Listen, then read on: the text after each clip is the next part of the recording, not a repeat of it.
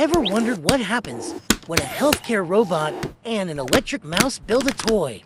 Let's just say things get a little shocking. Inside Hiro's garage, the camera pans across schematics and tools. Baymax, ever so gentle, and Pikachu, buzzing with excitement, are huddled over a blueprint for a toy robot. Baymax's surprisingly nimble fingers expertly using a power drill to assemble the robot's limbs. Each part clicks perfectly into place. His electric cheeks against a battery. Tiny, harmless sparks fly as he charges it up.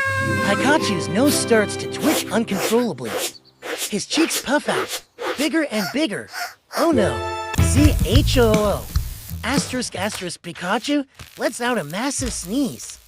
A huge, comical bolt of lightning shoots from his cheeks and zaps the nearly finished toy robot.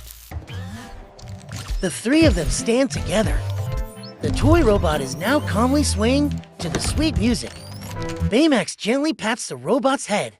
Pikachu, forgiven, nuzzles against its leg.